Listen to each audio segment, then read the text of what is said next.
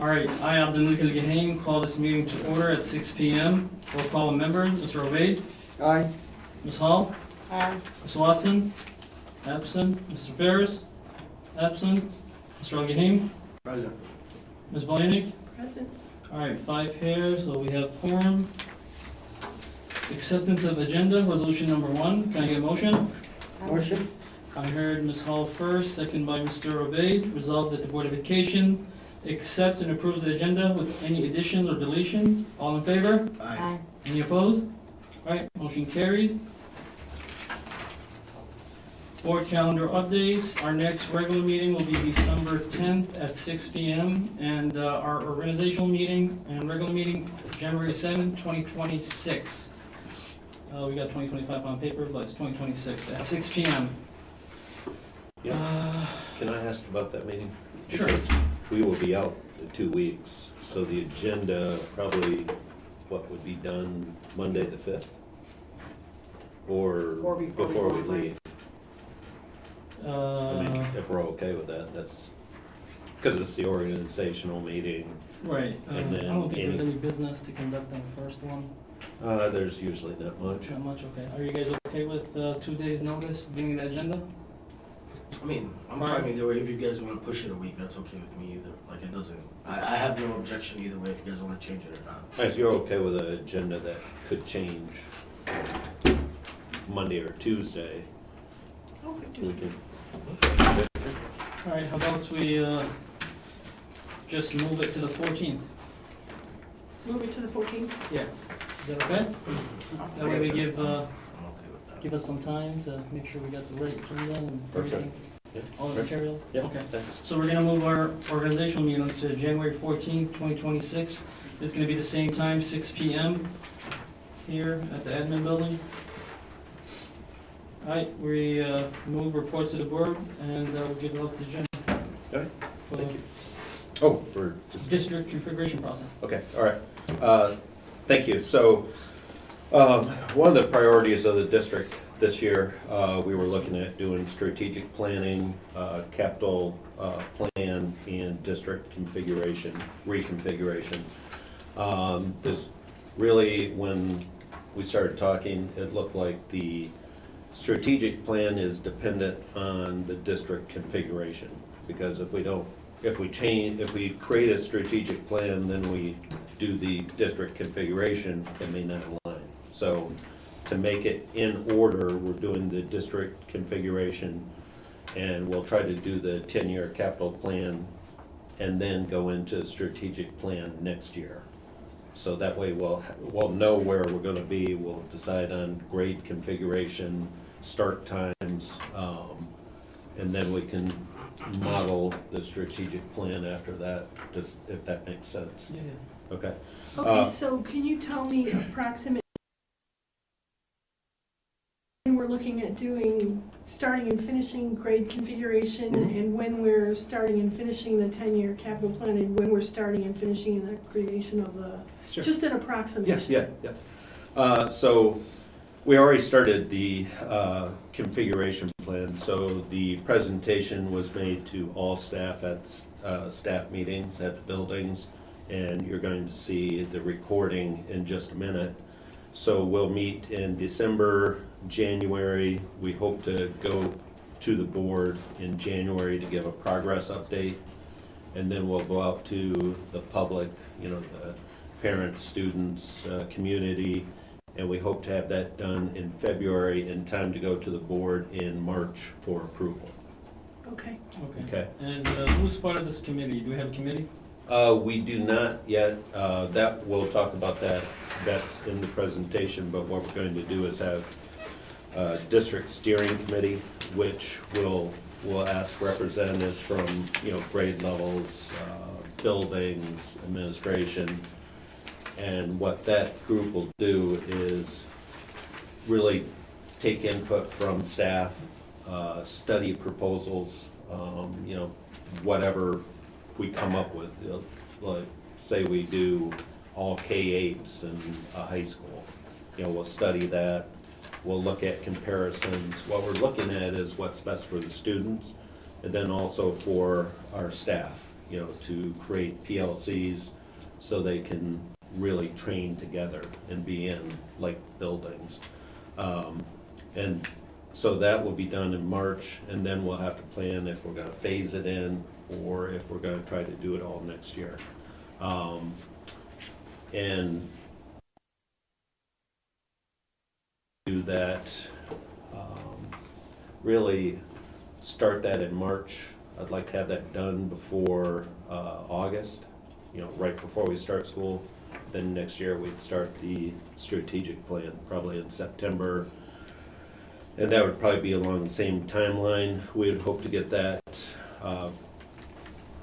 pretty well finished by January, December, January, and then present it to the board maybe in January, February, get community input and have it completed by the end of next school year.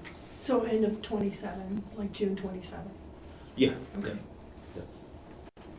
Then have it really for the 27-28 school year. Okay.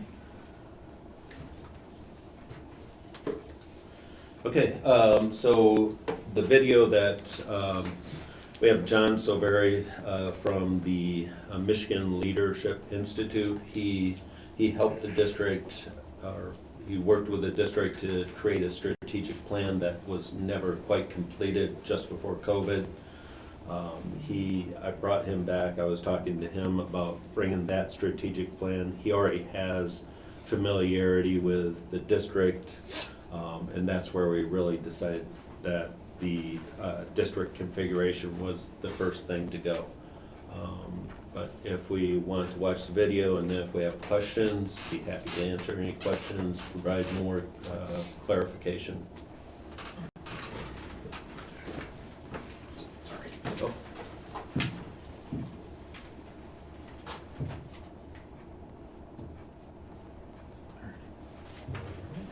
And your feedback will be essential in shaping the options developed. You can expect regular updates as work moves forward, along with opportunities to share your perspectives, participate district. At the opening day breakfast, I shared a priority for the 2025-26 school year to study our district configuration. I also know that staggered start times could save the district up to $1 million in transportation costs. While that information is important, I want to be clear, the reconfiguration process is not driven by financial savings. Our focus is on creating the best possible learning environments for our students and staff. Today's presentation begins a comprehensive district reconfiguration process. This work will help us examine enrollment trends, building capacities, program needs, and long-term sustainability. Between now and March, when a recommendation will be presented to the board, we will review data, explore multiple scenarios, and gather input from staff, students, families, and the community. I want to stress that no decisions have been made. This is the start of a transparent, collaborative process, and your feedback will be essential in shaping the options developed. As work moves forward, along with opportunities to share your perspectives, participate in discussions, and learn more about potential models may affect programs, staffing, and buildings. We are committed to clear communication and ensuring that you have the information you need throughout this process. Unfortunately, we cannot be live with you today, so we will send out a Google form for feedback and to identify volunteers interested in serving on the district steering committee. Now I would like to introduce John Silveri, former superintendent and now regional president with Michigan Leadership Institute, to walk us through the presentation. Hi everyone, glad to be with you today. I've been enlisted by the district on behalf of the Michigan Leadership Institute, to support the district's effort to do a comprehensive review of your current configuration, look at other options, and see where that may lead us. I'll reemphasize what Jim had said, that whatsoever. This is wide open. We don't know where this is going to take us, but we want to make sure we go through a process that will get us to the desired outcome and leave us with a great decision for Hamtramck schools. So we'll walk you through a PowerPoint presentation. I'll describe the process and let Jim wrap it up at the end. Go ahead, Jim, if you advance. It's advanced. Oh, you'll have to tell me. I'm not seeing it. I'm sorry, you are on That's the third slide. okay. District Steering Committee, we really want to clarify the reconfiguration process. Right at the beginning, we want to be clear-eyed about what it is that we're undertaking, what's the why, and what's the purpose of this, and what are we trying to accomplish ultimately, so that we make sure that we stay focused and on target. It's always smart to begin with the end in mind, so that's what we intend to do. We don't want to lose sight of, and will not, the fact that outcomes for Hamtramck Public Schools students. We have to take other factors into account, but fundamentally, that is essential. And it's also essential that whatever we do aligns with your district vision and mission to make sure that we stay on track and support long-term success. So next we're going to talk about exploring and narrowing district configuration options. We want to identify as many options as possible starting out, right? Again, we want to start with an open mind, and so the initial goal is to say, what are various configurations that are even possible? One way to do that may be to see what other districts have implemented and are doing successfully. As the district seeks your feedback, that may be where you come in too. If you're aware of something that another district is utilizing successfully, we want to make sure that we consider that configuration as part of this process. We encourage you to provide that feedback. That would be important. So initially, we'll take a broad approach. Once we identify those various options, then we're going to research those various options, and that will include even what you currently have in place to determine their feasibility and what outcomes might we be able to expect if we were to implement them in Hamtramck. And of course, we want to consider the impact on stakeholders. That would include students, staff members, parents, and guardians. We want to make sure that whatever decision we make, it keeps those key stakeholders in mind and is for their benefit.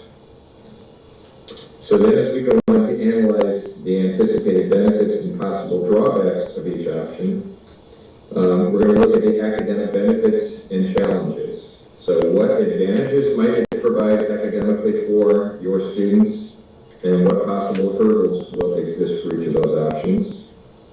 We want to consider logistical considerations. We want to evaluate factors such as transportation, scheduling, facilities, resource availability for each and every one of those options.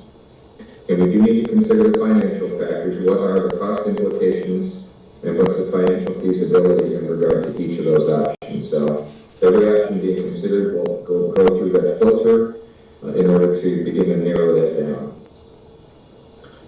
And we'll move on to selecting the most viable and beneficial options for further consideration. So however many we may be looking at initially, we want to narrow that down. There's not a predetermined number we're going to narrow it down to, but a relatively small number that are considered the most viable of all of the options, and hopefully multiple options, all of which potentially could work well for Hamtramck. So once that analysis has gone through, and of course it bears repeating, with a student focus, it's all about what's best for your students. We then want to, once that is narrowed down, engage stakeholders in helping us kind of move from there. So the next step is to get involved with the stakeholders. That includes staff. In fact, first and foremost, before this goes to anybody else, we want to come back to you, share what those narrowed, shortlisted options are, give you the chance to take a look at that, provide your feedback before going any further with it.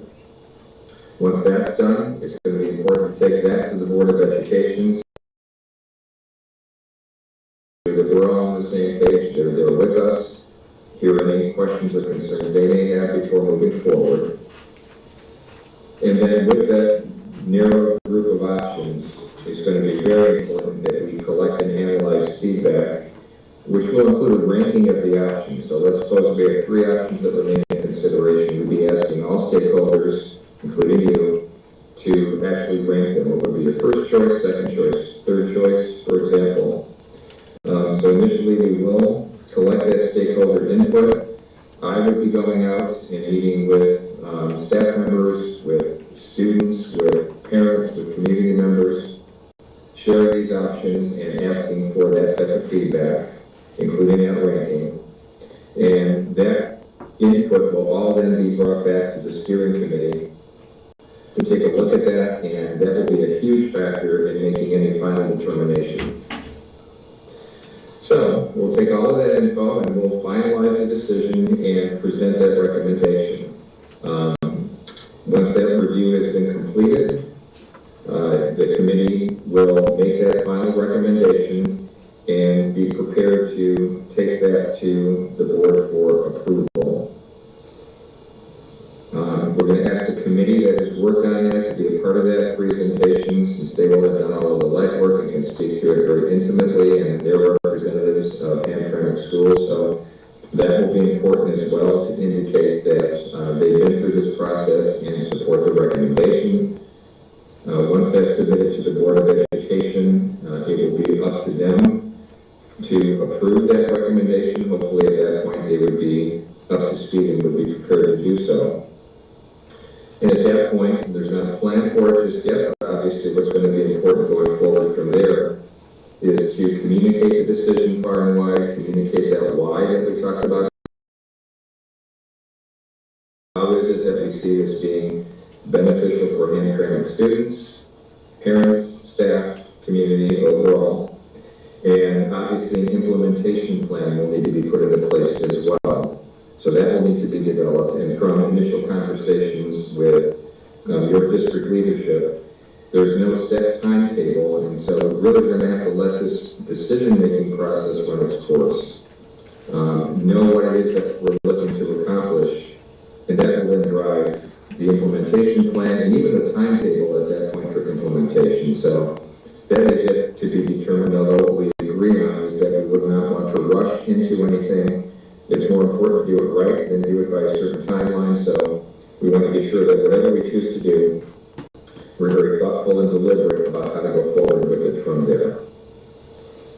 So I hope that provides some clarity for you, and at this point I'll turn things back over to Jim. All right, thank you, John. I do want to repeat that and make it clear, there is no predetermined outcome. This will be through input, through discussion, collaboration, and then we hope to come up with possibly up to three options, and then there will of course be the option that we currently have that will be in the mix. Again, we will send out a Google form for feedback, and then also we'd like to identify volunteers that can go through the process with us, culminating with our presentation to the board and recommendation to the board. With that, any questions? Let us know. Thank you. All right, thank you, Jim. Thanks. All right, do we have any audience participation for the agenda? All the forms I have are for non-agenda items. Okay, thank you. All right, so we will move to closed session. Can I get a motion? Motion? Motion by Mr. Ray, Second. second by Ms. Blahnik. Resolved that the Board of Education does hereby go into closed session for the following purposes. Section 8C, collective bargaining strategy negotiation, and Section 8H, to consider material exempt from disclosure. All in favor? Aye. Any opposed? All right. Motion carries. We'll go to closed session at 6:19 PM.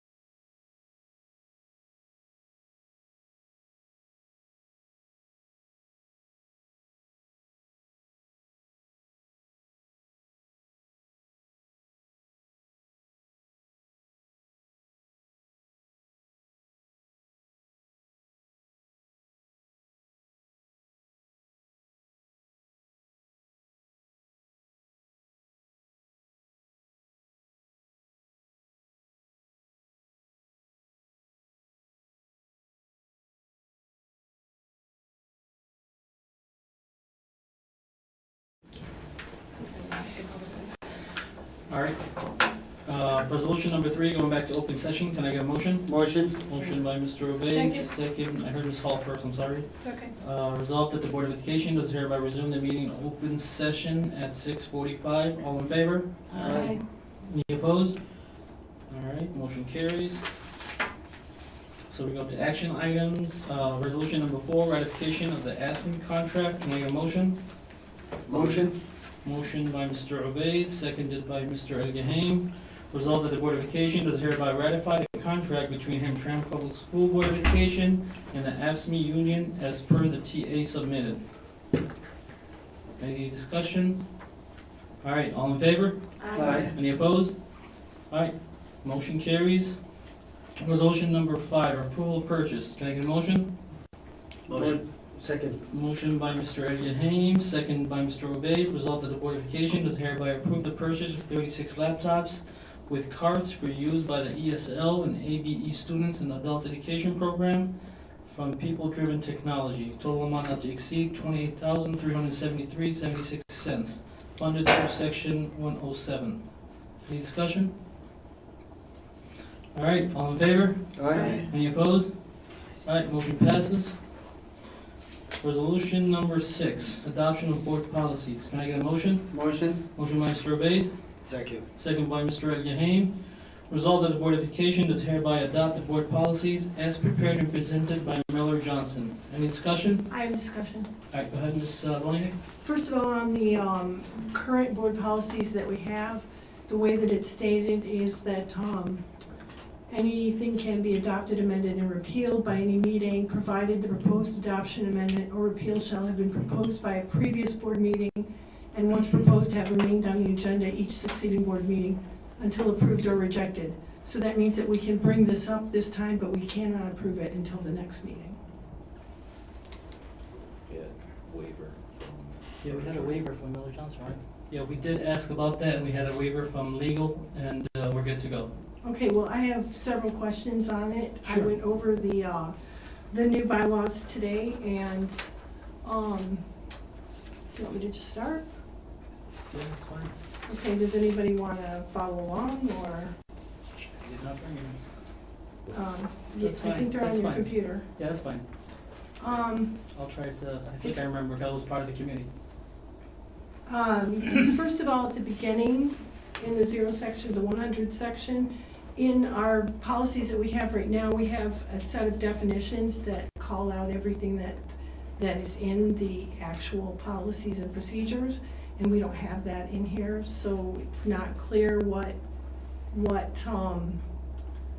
each of these things means, not called out. The second thing that is in our current policies that's not here is that it calls out the boundaries of our actual district.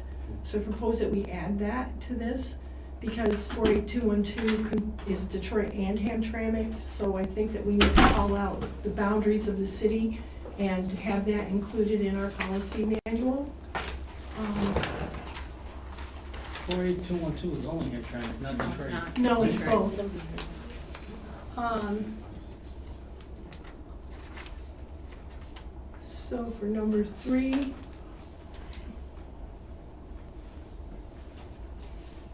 okay. For number 4, here I have 40 vacancies that we have on the board.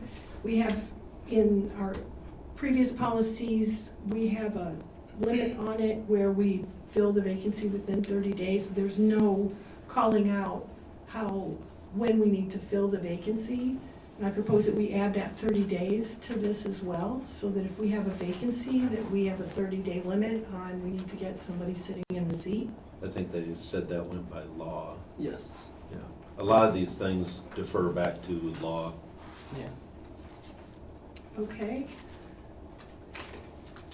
What was that section? It's the section 1001.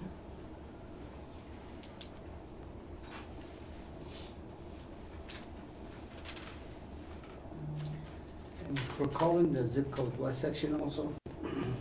That's here in the beginning.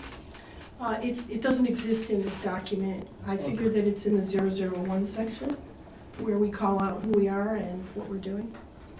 That's the bylaw part, right? Yeah, it's the name and legal status. Okay. So I think that we also need to add in our location. Then I have here in this section, 1001, under organization and functioning of board. In our current policies, we have a definition of nominal value for what we can accept from people of $100. We don't call that out in here at all, so I think it should be clear of what nominal value is to you isn't necessarily nominal value to me, so I think that we should define that. Okay.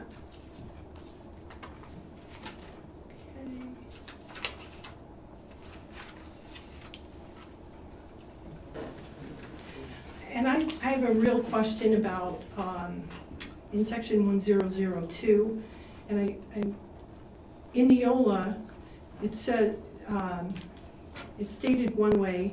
This says that the agenda for each regular meeting will be developed by the president and board in consultation with the superintendent, and I believe that that's backwards. Because Jim, as the CEO of the Create the district, agenda. you create the agenda, you work with the current board president. I think that Miller Johnson has this upside Can you down. read it again, I'm sorry? It says here, the agenda for each regular meeting will be developed by the president By of the the board. president, yes, it is, by the president. No, This it's is not. our meeting, not the superintendent meeting. No, it is our This is meeting. our meeting, it's generated by us, What? No. by the board president. I think she's saying that Joanne and I develop it and then. You go bring over it. recommendations to me, and then I'm the one who develops it and brings it to the board. Okay. The board president, this is our board meeting. I think it's backwards. No, it's not.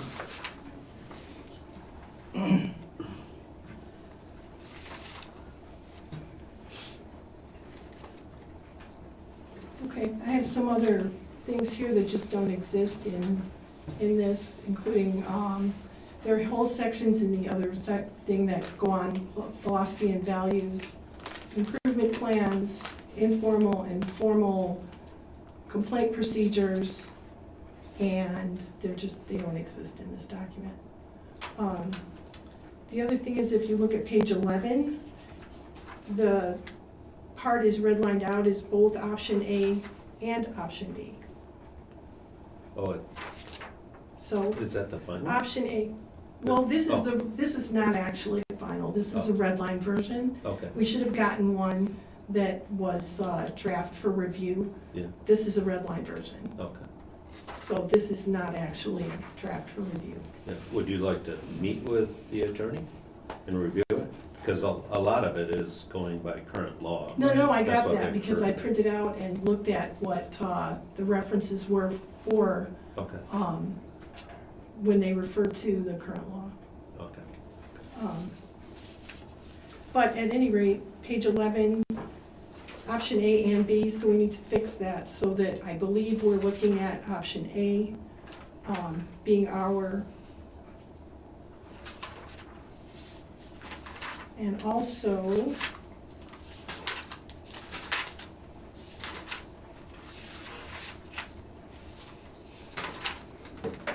on page 29, you have to choose between option 1 and option 2, and we've chosen neither.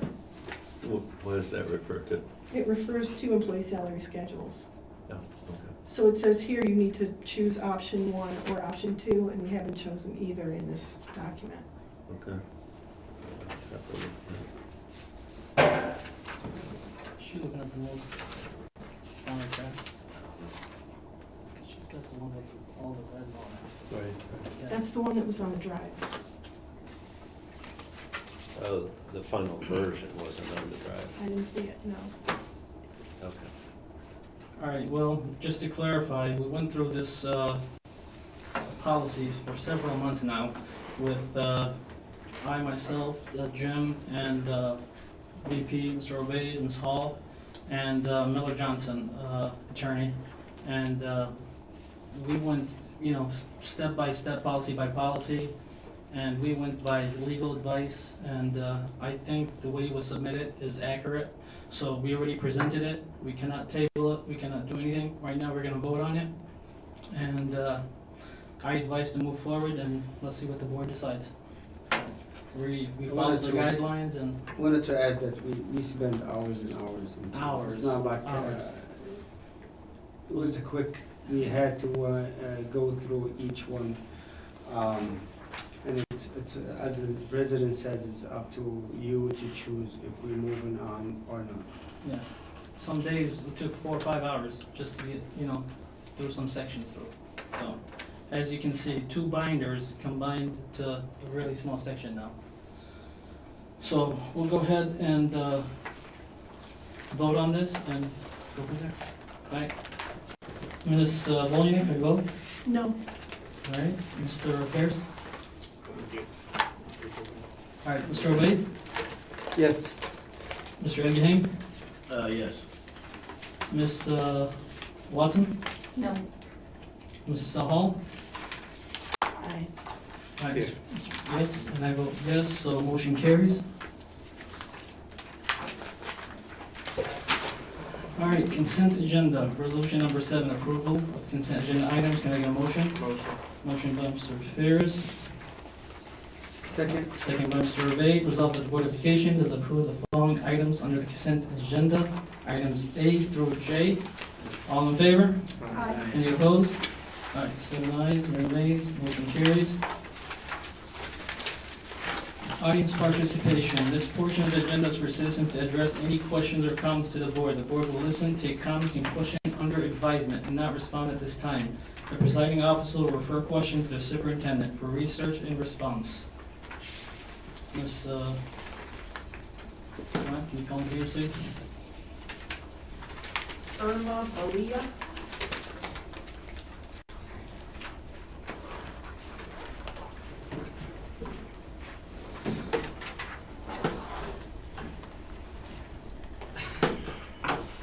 Good evening, everybody. My name is Erna Valia, and I'm a junior at Hamtramck High School. I'm here today because the grading system feels very unfair. Right now, summative assignments like tests and projects make up 70% of our grade. That means all tests we take get combined into one big category that counts as 70% of the entire grade. Formative work, like things like homework, classwork, and daily practice, make up only 20% of our grade. All those assignments are grouped together into one category worth just 20%. Even though we do them every day and they show our effort in learning, that doesn't reflect our participation, growth, or the work we put in consistently. If a student shows up every day, pays attention, completes all their work, and tries their best, a bad test can still ruin their grade. Even with an A in classwork and participation, a single low test score can cause them to fail the class. Once that happens, it's almost impossible to raise a grade again until you take another test.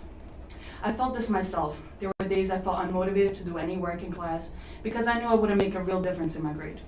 I've seen the same thing happen to students around me, hardworking kids who stop trying because they know their daily effort barely counts.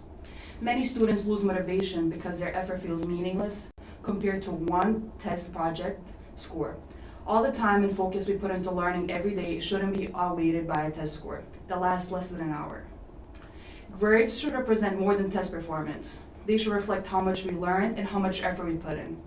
A grading system that relies so heavily on tests measures how someone performs under pressure, not how well they understand the material. Students learn in different ways. Some understand the lesson, but struggle with test anxiety, like myself. When tests outweigh everything else, it punishes consistency, participation, and growth things should school value the most. Balancing the grading system would motivate students to keep trying and making grades reflect real learning, not just one stressful moment. We're more than test scores. We're students who show up, try, and learn every day. I'm asking the board to make the system more fair so grades truly represent our effort, progress, and understanding at school. Thank you. Thank you. Maria Shah.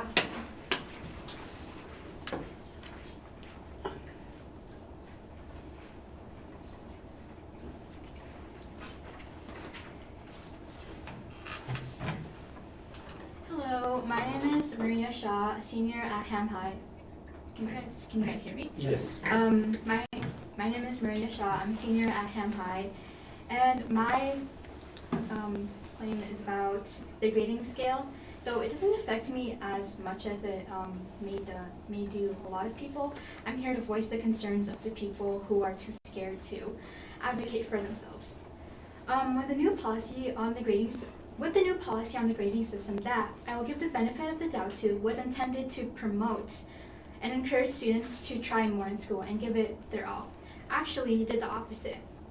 How students can try so much and put so much effort into their assignments only to be worth 30% of their grade.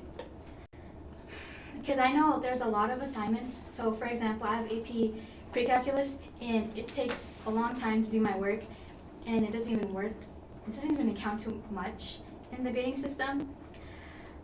And a singular test being worth 70% can anchor a student's grade from passing all the way to borderline failing. Demotivate students from trying to learn a concept, instead puts more strain on them to cram last minute. Alongside, many students experience test anxiety. The opposite also may be true. Some students only do half of the assignments and half-heartedly do their work, just enough to get a passing grade, but not where they're failing. And then they would take the test and get 100, and then they would have an A+ without even trying so much. With this new environment that puts more pressures on letters, percentages, and marks, raises the question: are students really learning? I can't speak for anyone but myself, but I have been both. I have been giving my all into my work and assignments only to get a final grade that was unsatisfactory. In my AP language class, spending so much time on my classwork, getting good assignments percentages, I had a 93 on my progress report, and then receiving an 86% on my final exam made my A turn into a B.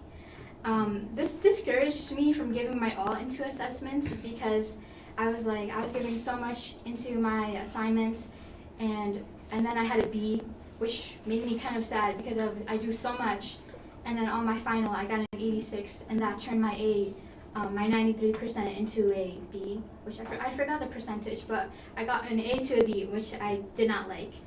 I put a lot of effort, or if it feels like if I put a lot of effort or a little effort, regardless, I will get the same grade.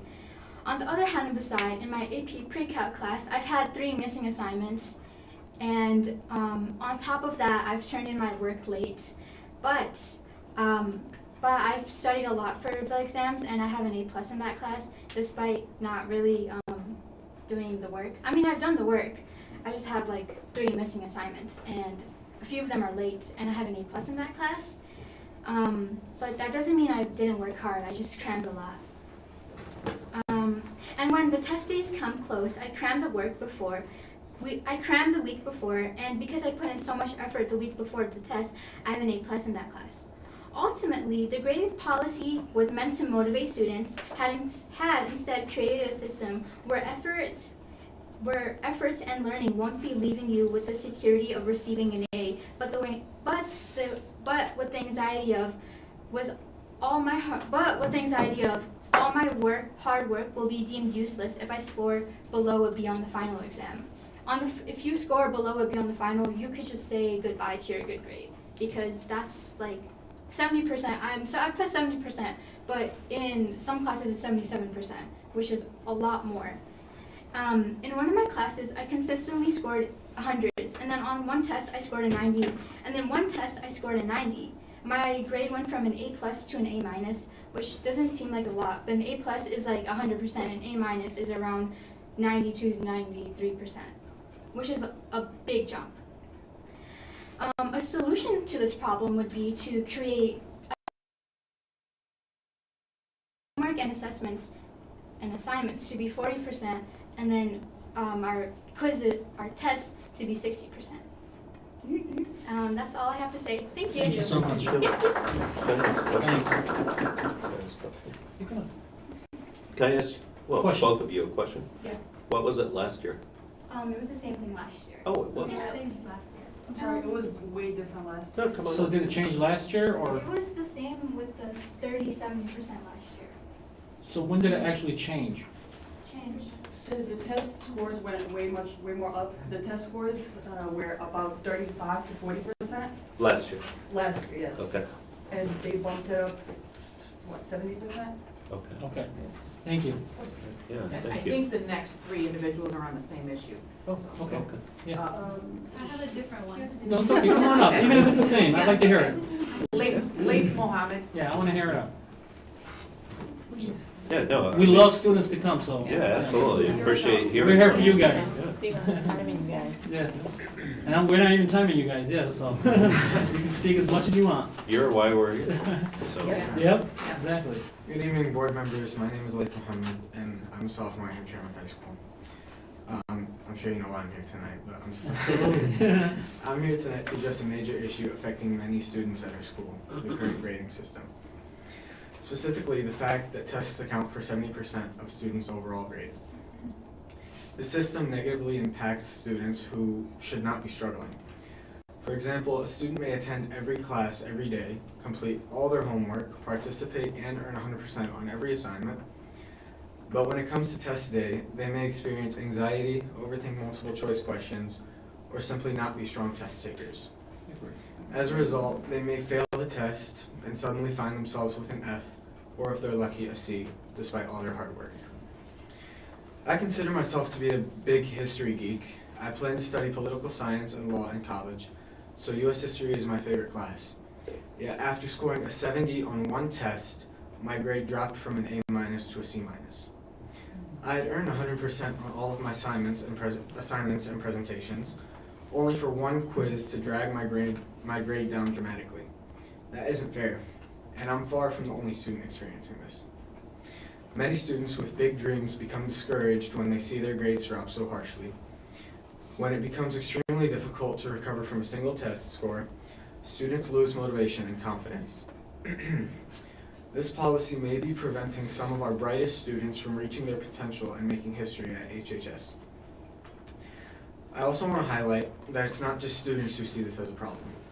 5 out of 6 teachers I've spoke to agree that the grading system does not benefit students.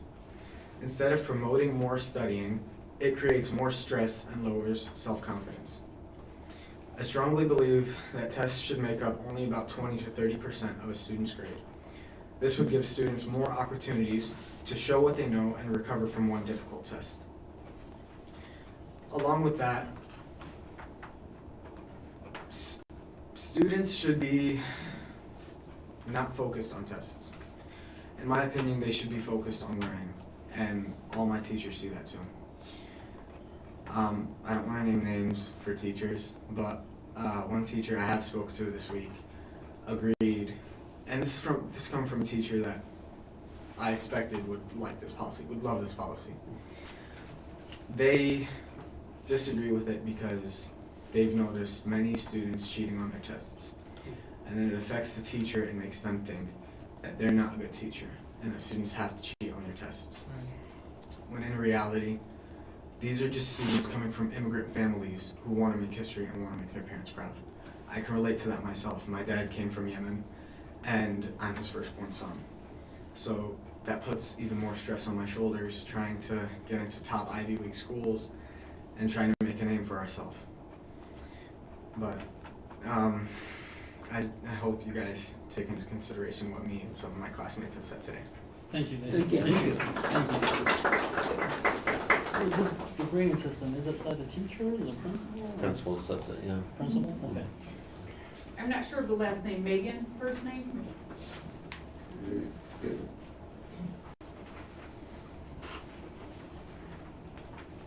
Can you state your last name, please? Good evening, board members. My name is Megan Mysick. I am also a sophomore at Hamtramck High School, and I'm sure by my fellow classmates you know what the issue may be. The majority of the students at Hamtramck High School are not brave enough to come out and speak on the situation because they fear about what would happen, but we are here to be the voice of our fellow classmates.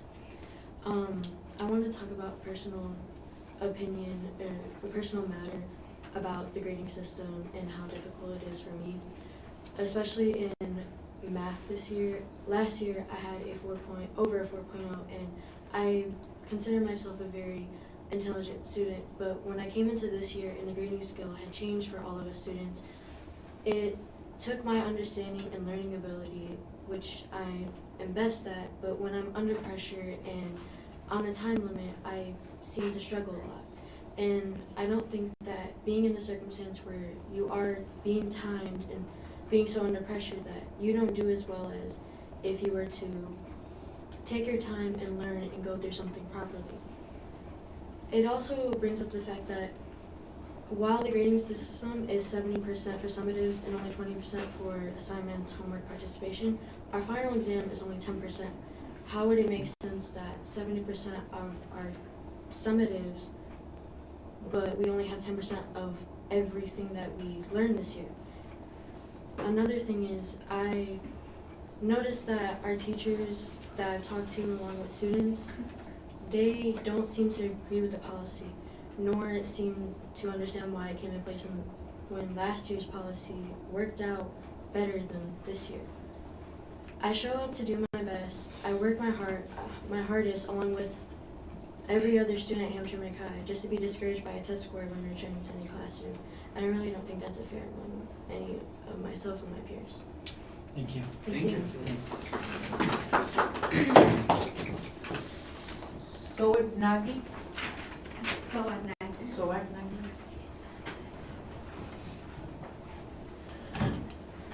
Assalamu alaikum and good evening, everyone.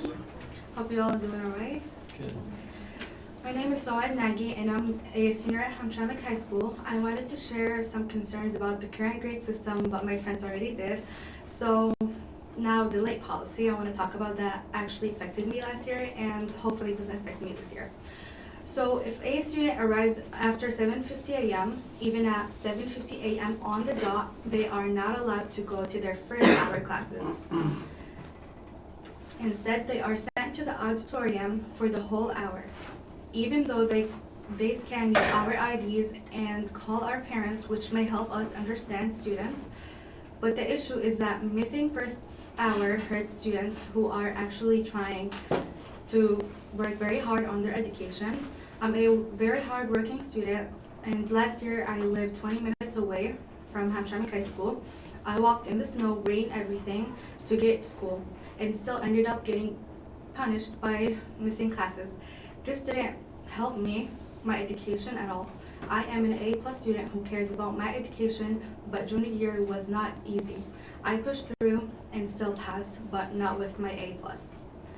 It feels unfair to lose important learning time just because of a few minutes late school. I understand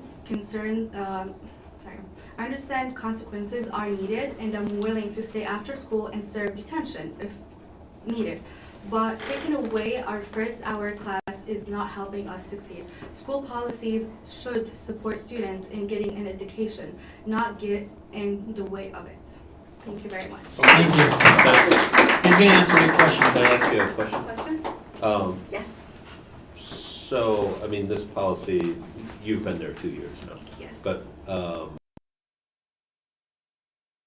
Right? You just said it was new? no, it was in Last year? last year. It started last year, Yeah. and it's continuing this year too. This year, okay. Yeah. So last year wasn't a half hour? And No, it then- was the full first hour. Okay. It's just getting stricter this Yeah. year, and if we're getting education while, wasting our first hour in the auditorium, Right. or maybe not have our phones out, but instead we're having free time, we're sleeping, we're on our phones, it's just a waste of time. Right. That's how I felt it.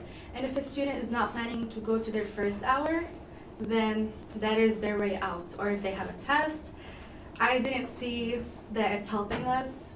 Well, we're trying to get our education, we're trying to go to class, and that very much affected me. And first hour last year was English, a very important class to take. So also, isn't the late policy if you don't get there before second period, you have to have a parent come in? So Isn't it? by 7:50 you have to be in school, already in class, because Oh. class starts at 7:48. Right. So 7:50, you go to the auditorium, your ID is scanned, they call parents, and if it's at like 8, last year it was at 9, then you have to come with parents. Okay. But this year it's 8:30, 8:30. With then you have parents. to come with the parents. After Okay. 8:30, you can't come with the parents or anyone. And actually, there was another incident last year where I was very late just because it was very heavy raining and it was cold and I have to walk for 20 minutes.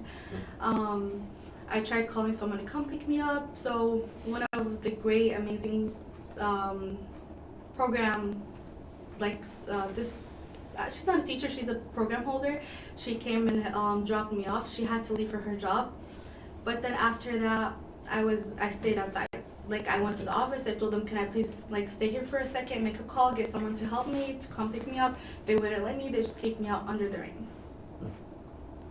So that kind of affected me. Isn't school like a shelter for us? It's my second home. I spend most of my time at school, more than home or anywhere else. Sure. I'm 13 hours there to 12 hours, school programs, clubs, I'm active in everywhere. And then also, about how many students, how many times have you been in the auditorium? Last year. I don't want to like No, that's have you totally say fine. 20 or something. but- There is a lot of students. Okay, You that's, want There to know could on be- average, when you That's get what I there, wanna how get many to. students are in there, in the auditorium? There is a lot. There could be like about 3 classes, and each class do 30 students. right. You come by, check it out, see how many people are there. Yeah, It's- yeah. It's a What- lot, and it's affecting everyone. I'm not the only one. And I actually did email the principal. I emailed a lot of people, tried to get help, and there was Add on what she said, there's at least 40 kids every morning not attending first hour because of that. That's crazy. Because they get And they their, also get this ID scan, it's detention after school on top of that. they get detention too? Yes, after school. If you get, I think, is it over 15? Over 50. I haven't been Parties in over the morning. 15 this year. so- Also, you're not allowed to do your work in it. Like, I was trying to do my math homework in the And you're not detention, allowed?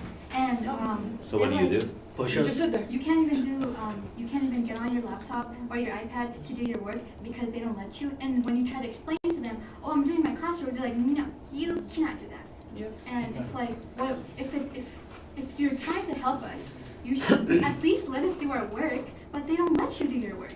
And then if you try to retaliate, they send you to the office, and they're over police side. They're over policing us on things that don't need to be policed at. Who's in there with you guys? If I may Yeah. add to Yeah, that. who's in the Who's in there auditorium with with you you guys? guys? Is there any supervision? Behavior specialist. Oh, yeah. If I may add to that, Yeah. what is she saying happened only twice while I'm there, where you're not allowed to bring any electronics. But other times we're on the electronics, just wasting time.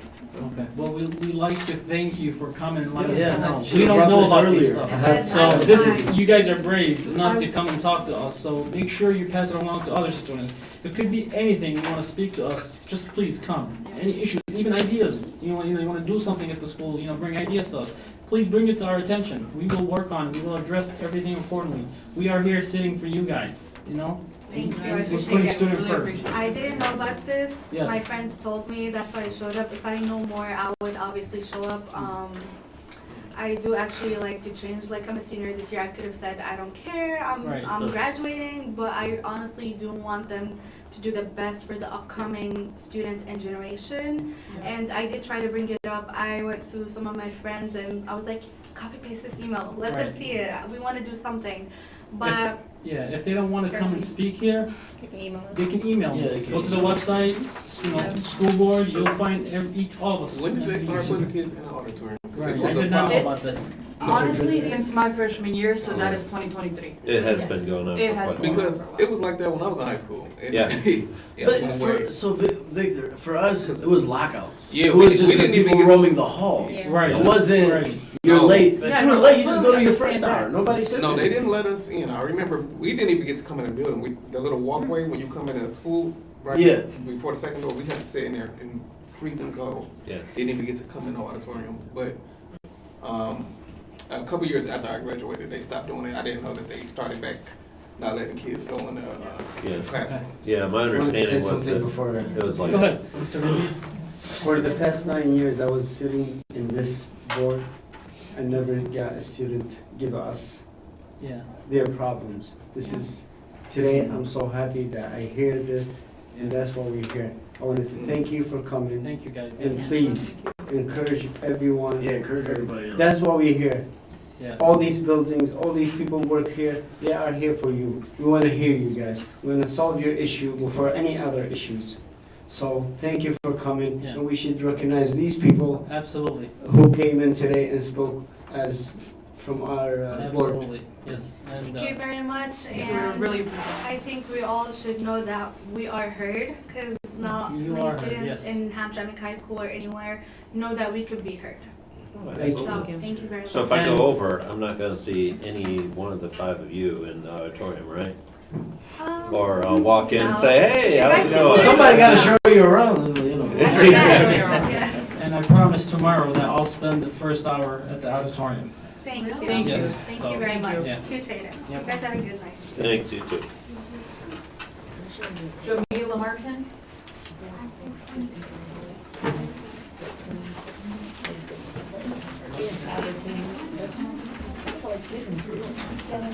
Because you do now first anyway.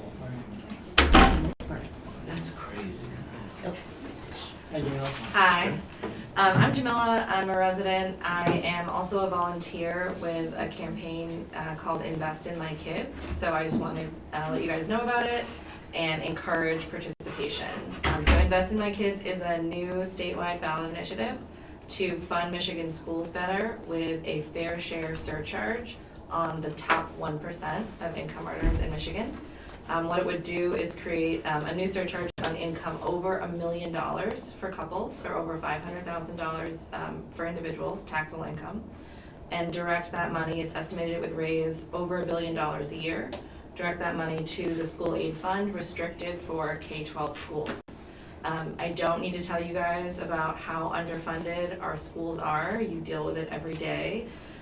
But one kind of statistic that I often share is that since we passed Prop A in 1994, our effective per pupil spending has dropped by over 12%. So every day, every year, you all are doing more with less. There was information that came out today that Michigan is now ranked 40th in the country for per capita income. So our families are also struggling, and that's showing up in the schools as well, at the same time as we're divesting from the programs that you all are trying to run. So Massachusetts passed a very similar initiative in 2022. It's been incredibly successful.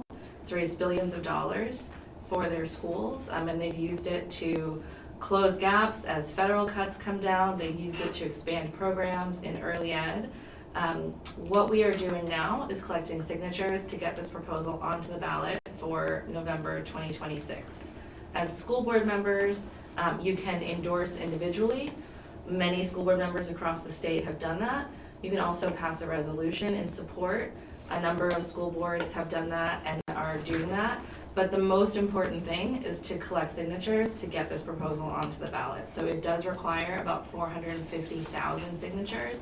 It's a huge lift, and it's being done all by volunteers, by parents, educators, school board members like yourselves, concerned community members across the state.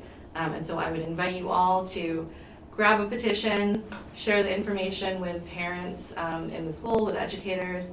The teachers union has already endorsed, and so they are collecting as well, but not every single one of their members has a petition in their hand. So as much as we can get the word out, it would make a big difference. Thank you. Thank you. Thank you. Yeah, thanks so much. And again, it's called Invest in My Kids, so the website is investinmikids.org. Thank you guys. Yep, Thank you. Abraham Buzet.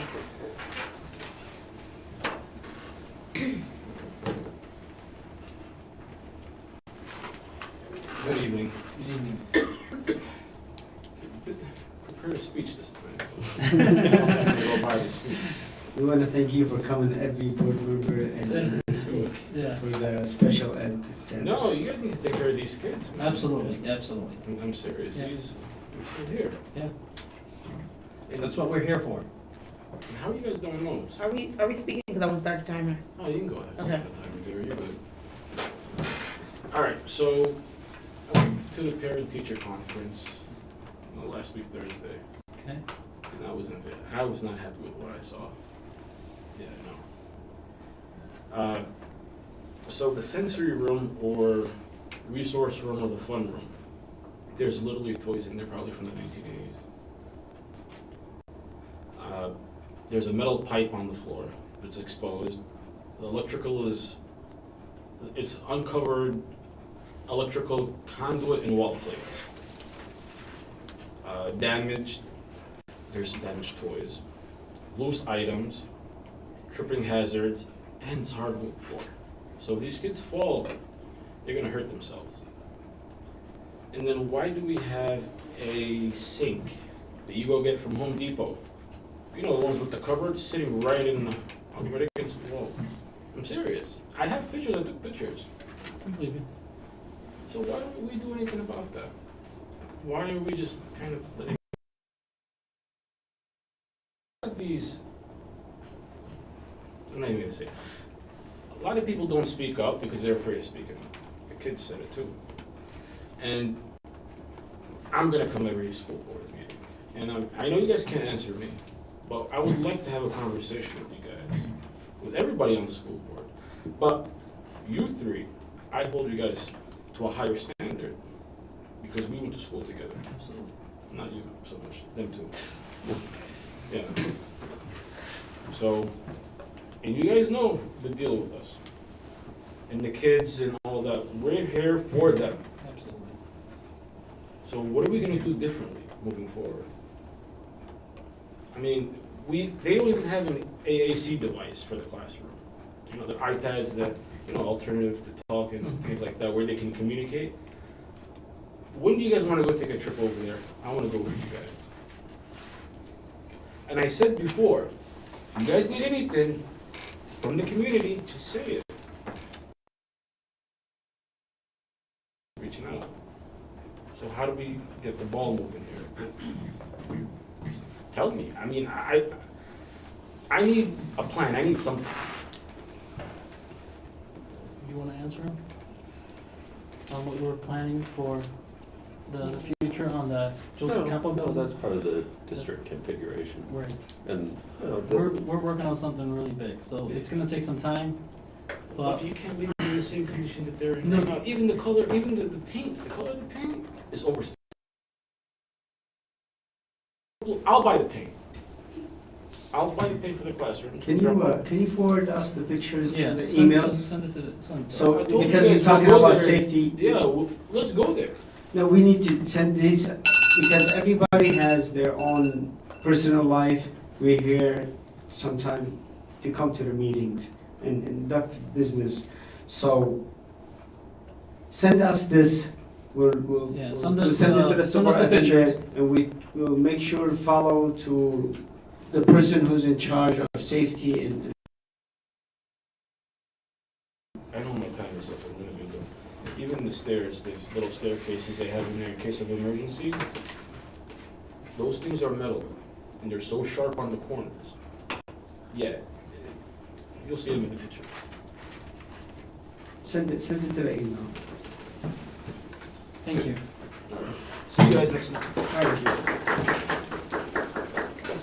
All right, I just wanted to add something. That's it, that was the last. Thank you.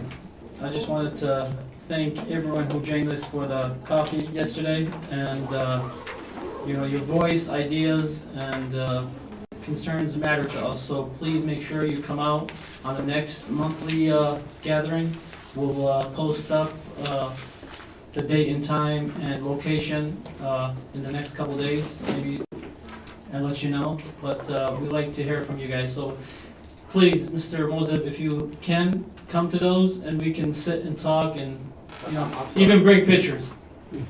To the coffee thing, the meetup with the Oh, school. coffee, okay, yeah, because I was in a... If you can come to those, that'd be great, and You're gonna have to repeat the whole thing you said, buddy, I was not paying attention.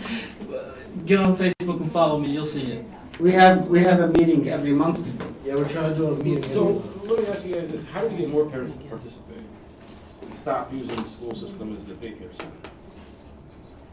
I'm sorry, What's that? How do we get more parents to kind of participate? Because, like, these kids did, right? We're actually, you see, we try to bring parents to us. We're actually going to the parents. We're going to the neighborhoods, you know, from one location to other. Try to Yes, sir. get, you know, parents to see us out So instead of them coming to the board meeting, we're going out there to the, community to try to find them. The parents that are, for these kids, right? Mm-hmm. These are our peers. Yes, of course, yeah. So we should be able to, pull them. But I can't speak for everybody. Yeah, but he's telling you we set up a meeting every month to Yeah, sit with the parents, to hear from them. I understand, just how do we get them out there? I mean, I don't know that. That's- Free coffee, that's the Yeah, first that's thing. the We're free coffee, Sweets, free right, lunch. bunch of sweets. Or somebody should just bring a book and drop it off, and we'll have this place filled up.